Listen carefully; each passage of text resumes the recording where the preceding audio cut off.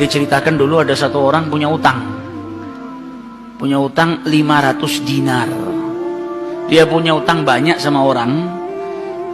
Kemudian datang waktunya semua pada nagih, maka dia kebingungan, nggak punya uang. Akhirnya dia pergi ke salah seorang saudagar, dia pinjam uang 500 dinar. Diberikan sama saudagar tadi. Sebelum diberikan ditanya, kapan mau kau kembalikan uang ini? Maka dia berkata, insya Allah di tanggal sekian saya kembalikan. Uang itu diambil, dia bayarkan hutangnya satu persatu. Selesai dibayarkan tidak tersisa uangnya. Gak ada sisa modal untuk dia putarkan supaya bisa bayar utangnya yang 500 dinar ini. Karena apa? Memang dia pinjam sesuai dengan kadar hutangnya. Sampai ketika datang waktu jatuh tempo, yang punya uang datang ke rumahnya nagih, mana uang 500 dinar yang kau pinjam? Kau janji hari ini akan melunasinya. Maka dia bilang, demi Allah sepeser pun saya nggak punya. Saya belum mendapatkan apa-apa untuk saya bayarkan kepada dirimu. Maka yang punya uang nggak mau tahu. Engkau janji tanggal sekian mau kau bayar, sekarang sudah jatuh temponya, maka bayar hutangmu sesuai dengan ucapanmu. Dia bilang, saya nggak punya. Kalau begitu ayo pergi ke Qadhi, pergi ke hakim.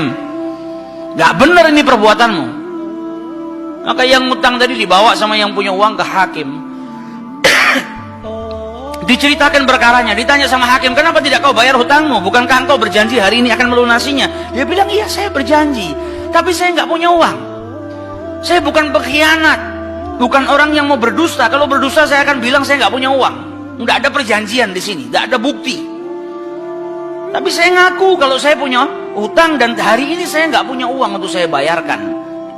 Maka Qadhi berkata, apa? Kalau begitu kau melanggar janjimu, maka engkau harus dihukum, engkau harus dipenjara. Maka yang utang tadi bilang apa? Kalau begitu ya sudah, kalau memang hukumannya saya harus dipenjara karena saya nggak bayar utang, ya sudah saya terima. Tapi tolong berikan saya waktu 1 hari.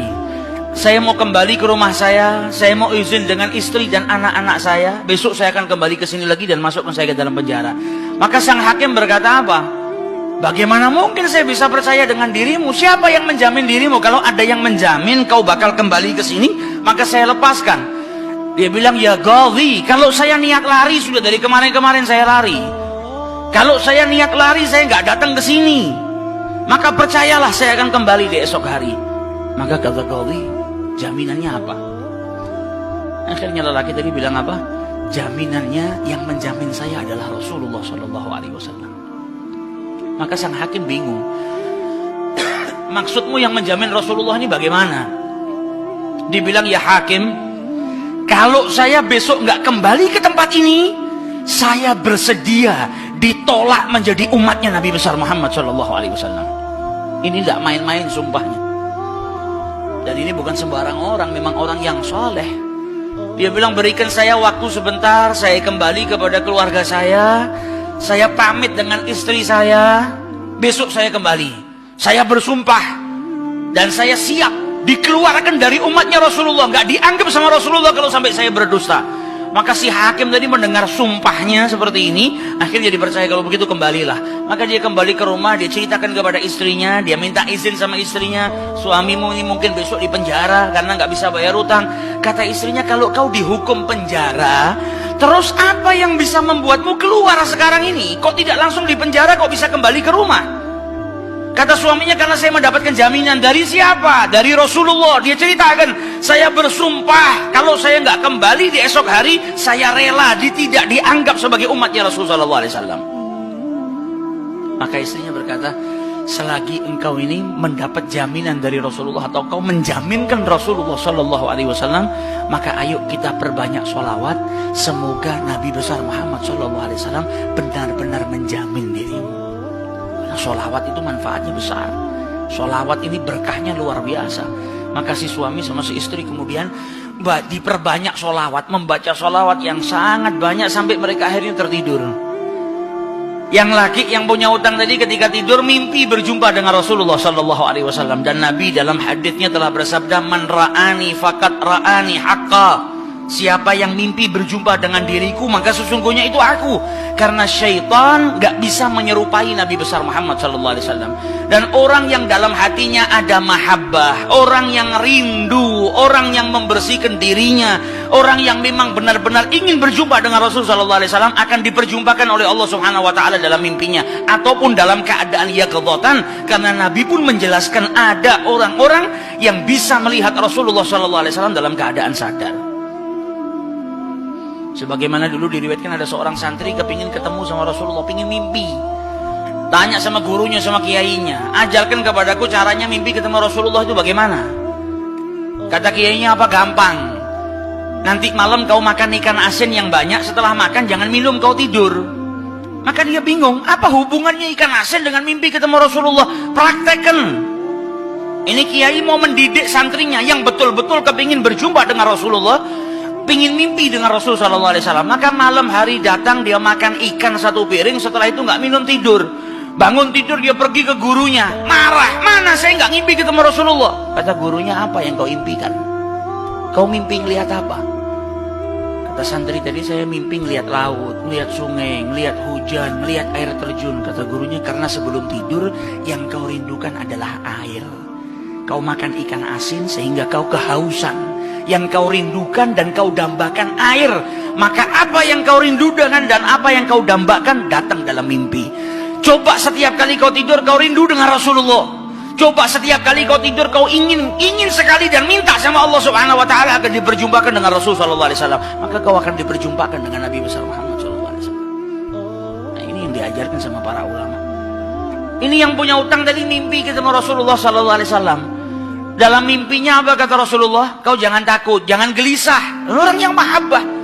Baca solawatnya bukan sekedar baca, tapi baca dari lubuk hatinya, baca dengan penuh kecintaan. Mimpi berjumpa dengan Rasulullah dan berkahnya solawat tadi bisa menyelamatkan orang. Hajat-hajatnya bisa dikabulkan, dapat pertolongan dari Allah Subhanahu Wa Taala. Maka dalam mimpinya Rasulullah bilang apa? Besok pagi kau pergi, idhab ilal wali, pergi ke gubernur di tempatmu itu. Bilang sama gubernur tadi, Rasulullah mengucapkan salam kepadamu. Dan sampaikan kepada si gubernur, kalau setiap hari dia bersolawat kepada Rasulullah sebanyak 1000 kali, itu solawatnya sampai kepada Nabi Muhammad. Dan sampaikan kepada si gubernur, tadi malam dia itu kebingungan, baca solawat sudah 1000 atau belum. Ada salah dalam menghitung, sehingga dia itu gelisah, saya sudah 1000 atau belum. Maka sampaikan kepada gubernur itu, bahwasanya solawatnya sudah sampai 1000, jadi dia nggak perlu gelisah. Bangun dari tidur, dia mau kembali ke Ghazi, tapi sebelumnya dia pergi ke wali. Pergi ke gubernur tadi. Sampai di rumahnya gubernur, dia sampaikan, wahai wali, wahai gubernur, Rasulullah menitipkan salam kepadamu. Kaget dia.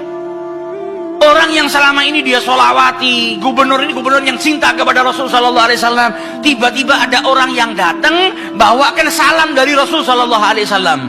Nabi Muhammad berkata kepadamu, wahai gubernur, solawatmu yang kau baca 1000 kali setiap hari sampai kepada Rasulullah. Dan tadi malam ketika engkau kebingungan solawatmu itu sudah 1000 atau belum, ternyata sudah 1000. Nabi ngabarkan kau jangan takut, jangan gelisah, karena solawatmu seperti biasa, istiqomah kau baca, jumlahnya sudah 1000. Dan Nabi Muhammad minta engkau bantu diri saya untuk melunasi hutang. Maka saking gembiranya dapat salam dari Rasulullah, dapat kabar kalau solawatnya yang selama ini dia baca sampai kepada Rasul Sallallahu Alaihi Wasallam. Ditanya utangmu berapa? 500 dinar. Diambilkan 500 dinar dari Baitul Mal. Setelah itu diambilkan lagi 2500 dinar dari uang pribadinya. Ini hadiah buat dirimu karena kau datang bawa kabar gembira kepadaku, yaitu Rasulullah Sallallahu Alaihi Wasallam mengucapkan salam kepadaku. Mahabbah. Kita belum tentu, kalau mungkin andai ada orang yang mimpi berjumpa dengan Rasulullah, kemudian Nabi mengucapkan salam kepada kita, belum tentu kita bahagia sampai bisa mengeluarkan harta seperti itu. Tapi orang-orang yang mahabbah, kecintaannya sama Rasulullah luar biasa. Maka dia pulang dari rumahnya si gubernur tadi bawa uang 3000 dinar. Utangnya cuma 500 dinar.